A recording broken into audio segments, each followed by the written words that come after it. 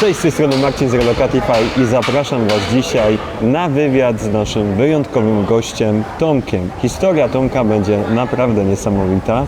Tomek przyleciał do nas jako klient i został w Kambodży na dłużej. Jak to się stało, dowiecie się za chwilę z tego wywiadu. Tomek, jak trafiłeś do Kambodży?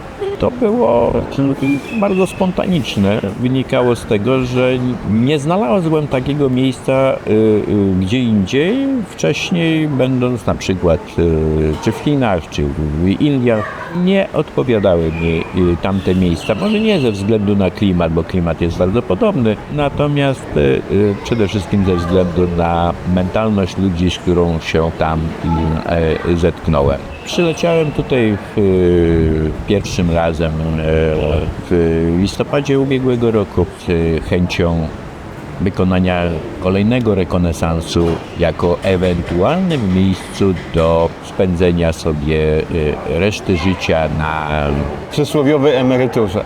nie na przysłowiowej, Okay. na faktycznej emeryturze, ponieważ już ponad rok jestem emerytem. Zapraszamy wszystkich emerytów. Słuchajcie, na emerytów jest specjalna wiza emerycka na dużo lepszych zasadach, także jeżeli oglądają nas tutaj osoby w tym wieku, skontaktujcie się proszę z nami, powiemy Wam, co dalej zrobić. Obejrzałem kraj, byłem tu i tam, zobaczyłem to, co ludzie uważali za ważne, co powinienem zobaczyć, to, co sam uznałem za ważne. Zachwyciłem się Kambodżą, a potem dalej Popłynęło. przypadki, ciąg przypadków. Tak uważam, że to zbieg okoliczności głównie rządził tym, co dalej nastąpiło. Lepiej się zadzieć nie mogło. Super, bardzo się cieszę. Czy to był jedyny powód, dla którego wybrałeś Kambodżę, czy coś jeszcze Tobie rzuciło się w oczy? Nie. Kambodża była jednym z kierunków, który poznałem, śledząc niektóre kanały podróżnicze na YouTubie. Okej. Między innymi wasz kanał. Z niego dowiedziałem się, jak fajnym potrafi być po prostu życie i bycie w Kambodży, jak przyjazne jest to miejsce dla ludzi, którzy lubią spokój, lubią po prostu nie mieć problemów, codziennych problemów, które towarzyszą niestety nam na co dzień w Europie. Te wszystkie wariactwa, które się próbuje nam zaimplementować, które się próbuje nam wtłoczyć w głowy. Wspomnę tylko o jakichś zielonych kładach i innych bzdurach, proxy wojnach i politycznych non-stop przepychankach, które wprowadzają tylko w życiu, a już szczególnie w życiu emerytów i ludzi poza robieniem kariery zawodowej czy biznesowej. Czyli ta Kambodża krążyła wokół Ciebie, brałeś pod uwagę Azję Południowo-Wschodnią jako miejsce ewentualnej relokacji.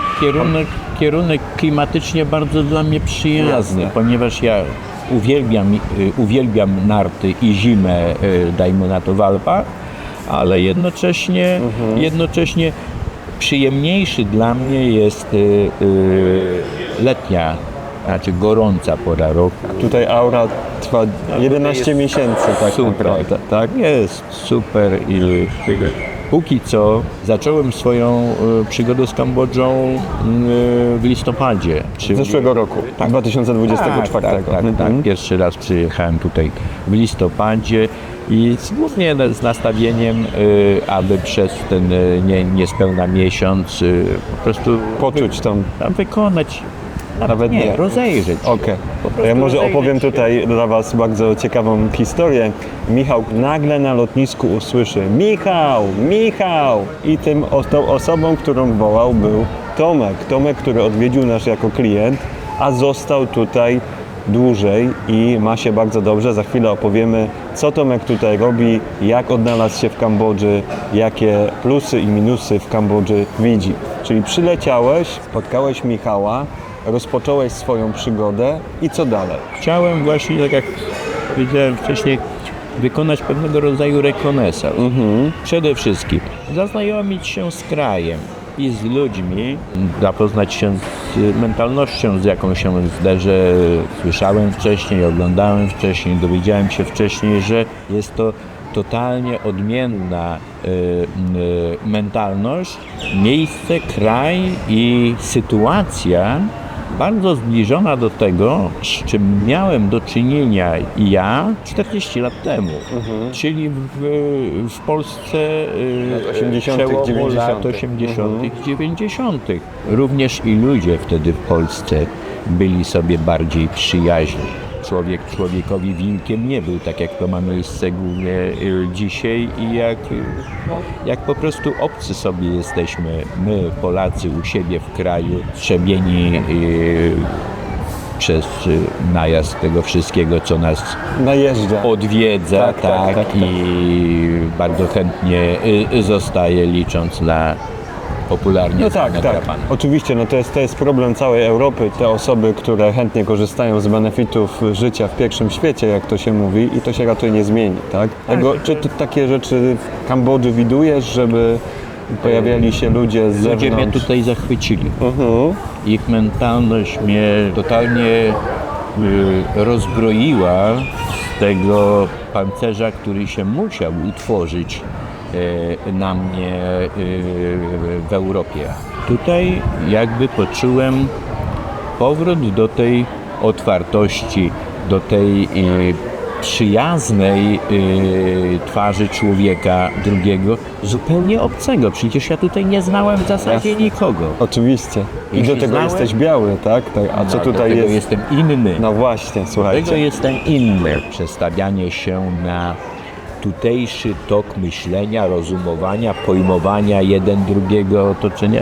To cały To czas wymaga trwa. czasu. Tak, oczywiście. I wymaga czasu. O wiele bardziej mi się to podoba niż gdziekolwiek indziej, gdzie byłem do tej pory. Niech trwa, Oczywiście, wszystko przed tobą. niech trwa. Czyli jesteś już tutaj, można powiedzieć, prawie trzeci miesiąc. Nagrywamy ten wywiad dla Was na koniec stycznia. Czy zajmujesz się czymś tutaj na wyspie? Czy znalazłeś pracę? Jak to wygląda dla Polaków? Tak. To powiedz. Ja nie jestem tutaj już trzeci miesiąc. Okej. Ja przyjechałem tutaj pierwszy raz w tym listopadzie. Byłem tutaj tylko około 3 tygodni, 3 do miesiąca. Chciałem się tylko zorientować.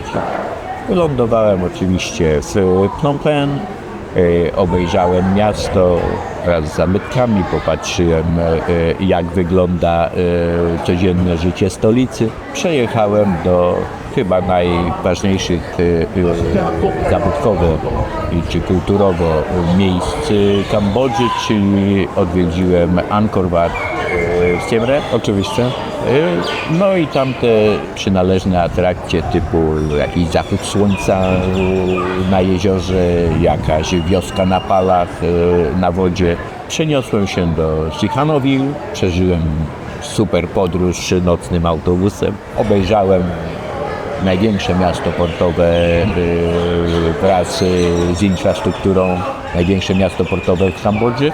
Popłynąłem sobie właśnie tutaj na wyspę Korong, Korong. tak? Też po prostu w ciągu kilku dni objechałem ją sobie na skuterku, popatrzyłem.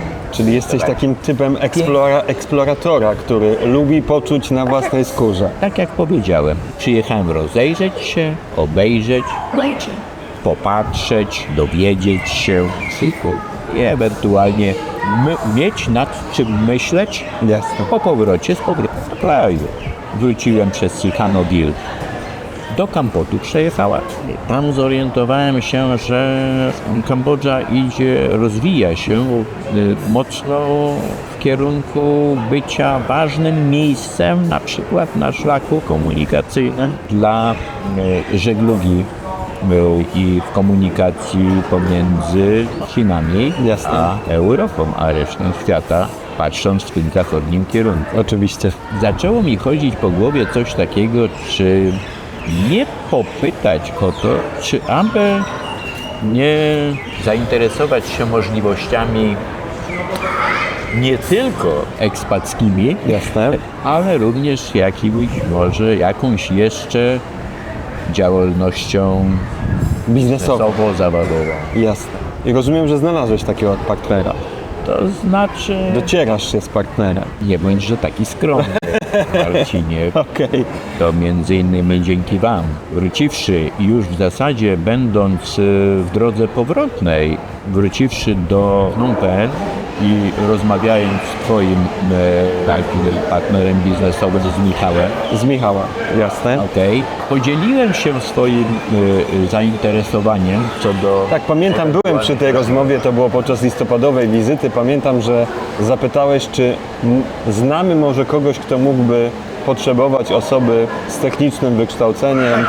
Takiej jak ty. I słuchajcie, to jest historia naprawdę jak z filmu, to może ja tutaj opowiem, trochę podpuszczając Tomka, żeby swoją historię opowiedział. Okazało się, że jeden z naszych klientów, który będzie budował tutaj obiekt na wyspie, o którym za chwilę powiemy, potrzebuje kogoś właśnie z takim wykształceniem, kto będzie na miejscu i będzie nadzorował cały projekt. Możemy szerzej powiedzieć, co to za miejsce, co to za projekt. Satoshi's Paradise. Satoshi's Paradise. Resort plażowy, ale bardzo ekskluzywny, na bardzo wysokim poziomie i usytuowany, i wyposażony, wielokierunkowy. Jasne. Projekt, w którym możni tego świata będą mogli w luksusowych warunkach spędzać swój wolny bądź zajęty Oczywiście. czas według życzenia. Jeśli chodzi o dane parametry tego projektu, to wydaje Oczywiście, mi się, że wyświetlimy je w dalszej części filmu, co będzie dostępne w Satoshi Paradise. Ja powiem, że jest to pierwszy tak duży projekt dla kryptospołeczności, a zresztą nie tylko dla kryptospołeczności, budowany na Korongu, bardzo luksusowy, z możliwością płacenia w obiekcie kryptowalutami. Co ważne, razem z właścicielem, który jest Polakiem, mamy już taką niepisaną umowę, że będziecie mogli się tam napić naszego firmowego drinka, czyli drinka Relocatify, już niebawem. Czyli szczegóły pokażemy w drugiej części filmu. Niebawem zresztą Satoshi Paradise będzie dostępny przez nas do sprzedaży. Czyli można powiedzieć, że Twoje marzenie związane ze znalezieniem miejsca, w którym mógłbyś się odnalazł, potwierdziło się, a jednocześnie los dał Ci szansę zakotwiczenia się trochę głębiej tutaj, również zawodowo. Czy dobrze to rozumiem? dobrze. Natomiast może nie jest to jeszcze spełnienie marzenia Oczywiście. jako takiego. Był to jakiś taki bodziec, ale to był taki raczej mglisty plan na dalej. Tym bardziej, że trudno się naprawdę wyrwać z korzeniami w jednym momencie, w jednej chwili z miejsca, w które człowiek wzrastał. O tyle łatwiej mi było, że ja całe swoje zawodowe życie, można powiedzieć, prowadziłem prawie non-stop. Delegacji. Okej. Czyli dużo jeździłeś. Dużo jeździłem, dużo się przemieszczałem, również jeśli chodzi o bytowanie. W paru miejscach, zarówno w Polsce, jak i poza Polską, miałem swoje domy po drodze. Pod tym względem było mi na pewno łatwiej. Na pewno.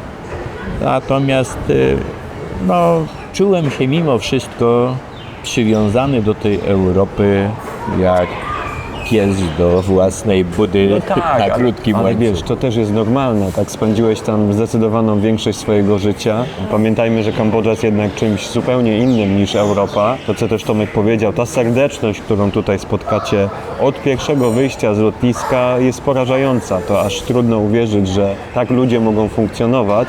Natomiast to jest kraj o zupełnie innej kulturze, o zupełnie innych zwyczajach i rzeczywiście ten pierwszy etap przełamania lodów może być szokujący. Natomiast później moje prywatne zdanie jest takie, że jest tylko lepiej i gdy im człowiek głębiej w tą Kambodżę wchodzi, tym odkrywa rzeczy, które na pierwszy rzut oka są niewidoczne. Kambodża jest wspaniała przede wszystkim dla tych, którzy chcą się zaasymilować z tym, dokąd przyjeżdżają, z tym miejscem, z tymi ludźmi, w których wchodzą. Natomiast myślę, że duży problem będą mieli ci, którzy będą z góry bądź wilkiem patrzyli na otoczenie, które odwiedzają. Ja mogę powiedzieć krótko. Zetknąłem się z kilkoma takimi osobami, które przyjechały do Kambodży licząc na to, że będą mogły błysnąć jak gwiazdy zachodnie z wysokiego C startując, Jasne. patrząc na wszystko i wszystkich z góry. To nie wyszło Długo dobrze. miejsca tutaj Tak, nie zagrzeją. tak, tak. Kambodża nie jest dla takich osób. Święcie przekonany. Jasne. Tu trzeba przyjechać i trzeba chcieć. Czy z twojej perspektywy widzisz wiele osób takich jak ty, ekspatów, czy osób, które chcą sobie w Kambodży przetestować, a być może w jakiś sposób ułożyć życie? Poznałem tutaj wielu Polaków. Z rodakami jest się niewątpliwie najłatwiej dogadać i najłatwiej wymieniać doświadczenia życiowe w języku ojczystym. No i powiem wam, że bardzo wielu Polaków się tutaj Odnajduję. osiedliło wręcz. Okej. I już niektórzy od kilku bądź kilkunastu lat Dokładnie. No. wiodą spokojne, fantastyczne życie, nie mając sobie naprawdę nic do wyrzucenia, że Czy opuścili do kraje zarzucenia. Dokładnie, słuchajcie, to też jest tak, nagrywamy dla Was ten wywiad w You&Me Resort, którego właścicielem jest Adam, członek zespołu Relocatify. Adam w Kambodży jest już 13 rok, biznes hotelowy funkcjonuje świetnie. Co ważne, będąc w Kambodży nie musicie rezygnować z wygód polskich, z dobrych restauracji, z ciekawego życia nocnego. To wszystko tutaj jest, oczywiście w wydaniu azjatyckim. Natomiast to, co Tomek powiedział, dla mnie Kambodża jest ostoją serdeczności, prawdziwości.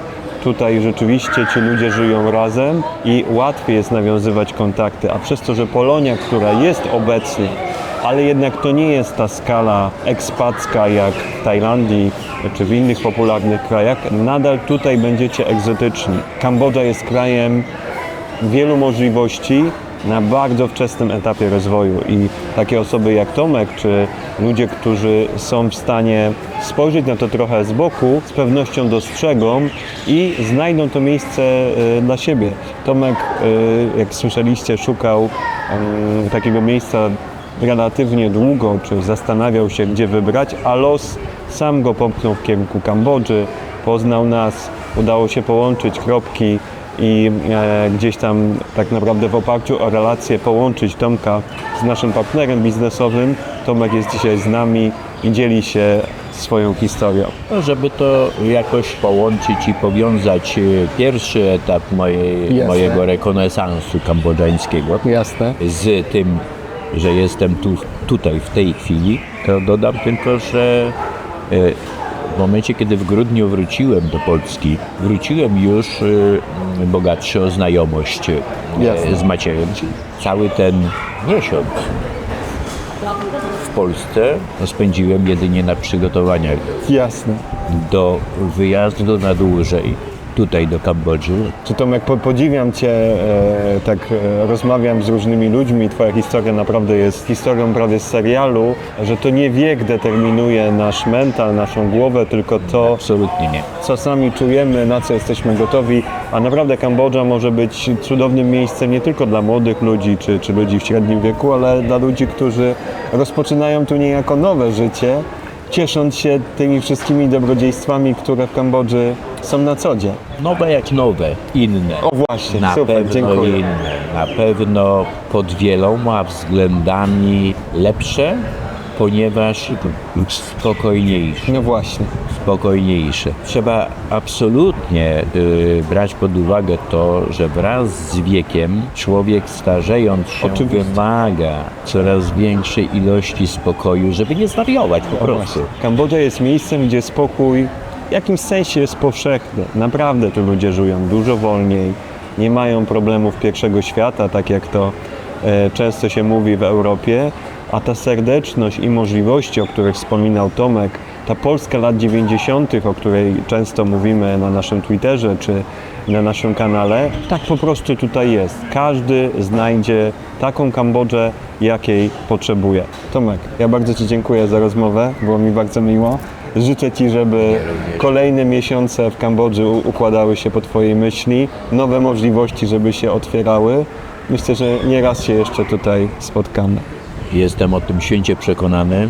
Natomiast z mojej strony, ze swojej strony też muszę dokładać wszelkich starań do tego, aby ludzie, z którymi się asymiluję, również mnie byli w stanie postrzegać z tej pozytywnej strony, co dla Europejczyka Tak.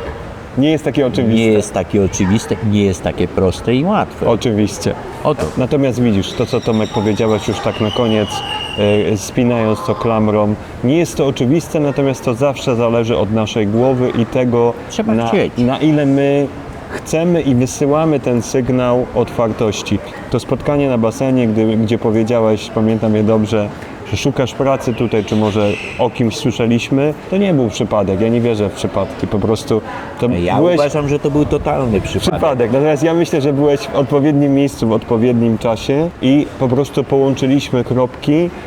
Nasza rola jako Relocatify również polega na tym, że tam, gdzie możemy połączyć osoby do współpracy, po prostu to robimy. Często nie jest to możliwe. Jeżeli ktoś na przykład chciałby tutaj przenieść swój biznes, jest to bardzo trudne, bo jest to związane chociażby z tym, że tu trochę inaczej to wygląda niż w Europie. Natomiast jest człowiek, jest możliwość, jeżeli to tylko ze sobą zagra i dwie strony się dogadają, to czemu nie? Bardzo Ci dziękuję, Ja Tomek, za rozmowę. Dzięki. Dzięki. Do zobaczenia. Cześć.